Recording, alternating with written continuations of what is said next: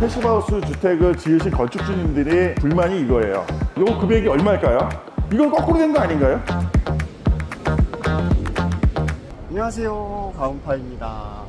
여기는 코엑스 건축박람회에 나와 있습니다. 오늘은 비마우스의 김경원 대표님께서 한국형 패시브하우스 벽체 구성과 외단열 시공에 대한 세미나를 하신다고 해서 여러분들께 공유해드리려고 달려와 봤습니다.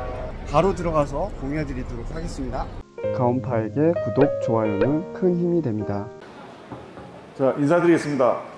안녕하세요. 혹시 패시브하우스에 대해서 혹시 모르시는 분 계신가요? 뭐 그냥 고단열 주택, 단열이 강화된 주택을 이제 패시브하우스라고 표현을 합니다. 독일식 표현이에요. 지금 말씀드리고자 하는 거는 패시브에 준하는 한국 기후에 맞는 K-패시브 주택으로 철골 주택에 대한 얘기입니다. 일단 패시브하우스의 구성 요소는 이렇습니다. 일단 당연히 단열 성능이 높아야 되겠죠. 그 다음에 기밀성이 높아야 됩니다. 집이 숨을 쉰다는 얘기가 있는데 요즘 현대주택은 숨을 쉬면 안 돼요.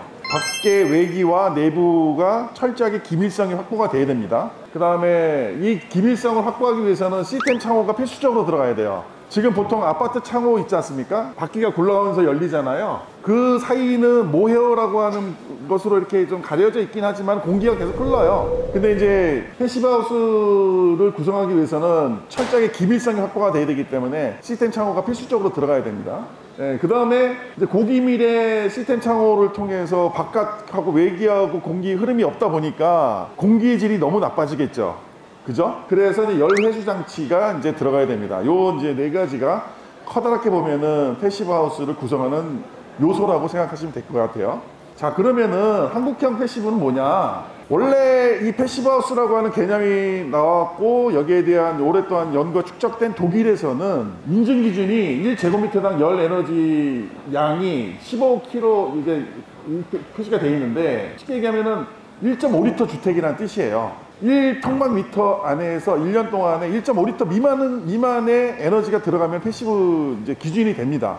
근데 한국에 와서는 이게 5리터예요. 이거는 다 이유가 있는 겁니다. 자, 그 이유가 이제 왜 어떤 이유 때문에 그런지. 첫 번째는 이제 한국하고 독일하고 기후가 틀려요. 온도도 틀리고, 그 다음에 습도도 틀립니다. 한국 같은 경우에는 고온다습한 여름에 최고 온도와 겨울에 최고 추울 때 온도 격차가 되게 커요. 그 다음에는 난방 문화의 차이가 있습니다. 독일은 이제 공기 난방을 하잖아요. 근데 한국 사람은 바닥이 차가우면 못 산단 말이죠. 마루를 딱 나가셨는데 발바닥이 시렵다. 그럼 춥다고 느끼시는 거예요. 그래서 그거를 피하려고 이제 그 난방 온도를 살짝 올리게 되면은 절절 끓는 거죠. 근데 한국 사람은 그럼 집에서는 슬리퍼 신고 다녀라. 네? 그게 또 안 된다는 얘기잖아요. 그래서 실제로 보면은 패시브하우스 주택을 지으신 건축주님들이 가장 많은 불만이 이거예요. 바닥이 차가워서 난방 온도를 살짝만 올려도 위에는 되게 더운 겁니다. 자, 근데 이 패시브하우스를 짓는데 돈이 너무 많이 들어가요. 보시면은 이렇습니다. 여기 보시면 여기는 이제 단열 성능이고요. 여기는 건축비예요. 요 금액이 얼마일까요? 일단 600원 안 넘고 500대 수준이에요. 일반적으로 상담하셔서 짓게 되면은 돈처럼 쉽게 넘어갑니다. 그런데 문제는 뭐냐면은 단열 성능은 처음에 건축비를 집어넣어서 단열 성능이 쭉 올라갑니다. 그러다 어느 정도 수준에서는 체감하기 시작합니다. 이렇게 건축비는 300만원 400만원 더 드리는데 단열 성능 차이는 요거예요.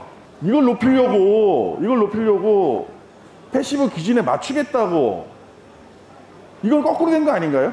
옷에 맞추려고 내 몸을 키울 수는 없잖아요. 한국 기후에 맞는, 한국 환경에 맞는 패시브 기준이 나와야 되는 거 아니냐. 물론 이제 돈이 많으셔서 5리터 주택을 짓겠다라고 하시면 지으시면 됩니다.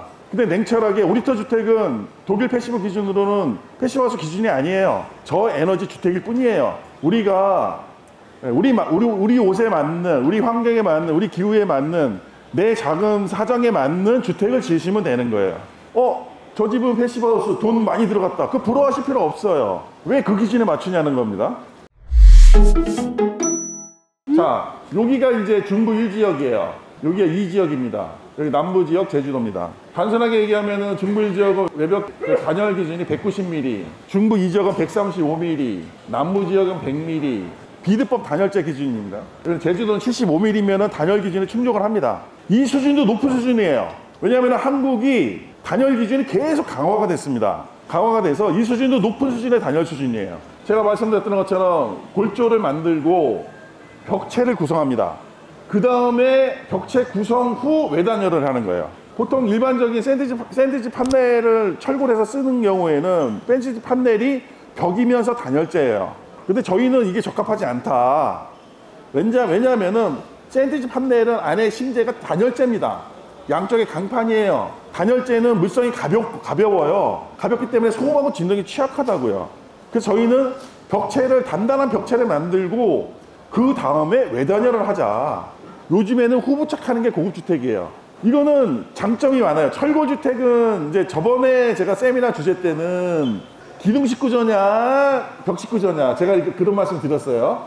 그 내용의 연장선상인데 지금 보시면은 철근 콘크리트 그 다음에 목조주택 ARC 주택은 뭐죠? 벽식 구조입니다. 벽이 기둥이에요. 벽이 내력벽입니다. 그죠? 근데 지금은 기둥과 보방식으로 바꾸라는 겁니다. 왜? 살다 보면은 이 벽이 장애물이 되는 거예요. 여길 터서 내 작업실을 만들고 싶어. 지금 안 되잖아요. 벽식 구조에서는. 그죠?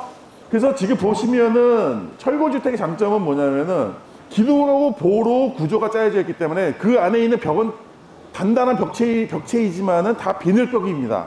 쉽게 얘기하면은 거실이 좁네? 야, 저 방 트자. 틀 수 있는 거예요. 자, 그럼 벽체를 어떻게 구성할 거냐? 기둥하고 보예요. 그럼 여기다 벽을 만들어야 되잖아요. 그죠? 기둥하고 보가 있기 때문에 여기다 벽을 만들면은 어떻게 될까요? 따로따로 놀면 안 되겠죠. 자, 그래서 이렇게 철근이 복배가 되어 있습니다. 자, 그 다음에 이제 보시면은 요게 이제 그렇게 만들어진 벽체고 여기를 외단열재로 다 덮고 있어요. 요 단열재가 이렇게 암수가 파여져 있고 요거 이 앵글을 통해서 벽에 부착도 됩니다. 자, 근데 지붕도 문제예요. 사실 열손실이 지붕에서 굉장히 많이 세거든요. 저희는 이제 지붕 패널을 구성한 다음에 연질폼으로 전체 다 덮어요. 모든 현장을. 그러면은 보시면은 지붕 패널이 260mm에다가 연질폼 130mm 쏜 게 비드법으로 한 130mm 정도 돼요. 그럼 토탈 한 390mm 정도. 자, 이게 이제 어느 정도 차이가 있냐. 지붕이 남쪽으로 경사진 데 같은 경우에는 한여름에 직사광 90도로 햇볕을 받습니다. 그러면 철판 온도가 거의 80~90도까지 올라가요. 근데 그 열기를 260mm만으로는 많이 부족하다. 그래서 약한 비드법 단열재 기준으로 한 400mm까지 단열층을 좀 두껍게 하자. 지붕 단열 정말 중요합니다. 예. 그 다음에 또 중요한 요소가 있어요. 이게 뭐냐면은 혹시 충열 기능이라고 아시나요? 보통 이제 겨울 같은 경우에는 데펴진 열이 저장이 돼야 된다는 뜻이에요. 근데 사실은 목조주택은 충열 기능이 굉장히 없겠죠. OSB 합판이잖아요, 다. 그죠? 예, 근데 충열 기능도 굉장히 중요하다. 예. 요거 이제 열애수 장치입니다. 저희가 이제 보통 일반적인 열애수 장치는 다용도실이나 이런 데다가 이제 중앙 집중식이잖아요. 그죠? 근데 실제로 보면은 열애수 장치를 봄, 여름, 가을엔 절대 사용 안 해요. 창문 옆으로 사용 안 하지. 그죠? 저희는 그래서 물론 천정형보다는 벽구형이 효율이 좀 떨어지는 부분은 있어요. 그런데 지금 중요한 건 가성비니까. 그래서 저희는 벽구형. 요거는 70초 동안 공기가 빠져나가고 70초 동안 공기를 빨아들여요. 제가 이제 밤새도록 왔다 갔다 하는 겁니다. 지금 오늘 이제 말씀드리고자 하는 요지는 사실은 우리가 패시브라고 하는 단어에 너무 집착하지 말자. 예, 지금 보시면은 굳이 물론 이제 돈 여유가 있어요. 그래서 이것만큼이라도 더 줄이는데 평당 200만 원, 300만 원, 돈 1억씩 더 투자할 의사가 있다 라고 하시면 되는 거고, 제 생각에는 한국에는 한국에 맞는 패시브 방향이 있지 않느냐, 그런 말씀을 좀 드리는 거고요. 패시브 수준의 단열이 나오는 이제 고급 철거 주택을 짓고자 많은 고민을 하고 있습니다. 그래서 이제 좀 부족한 부분 아직도 채워가고 있는데요. 많은 관심과 많은 호응 좀 부탁드리겠습니다. 네, 감사합니다.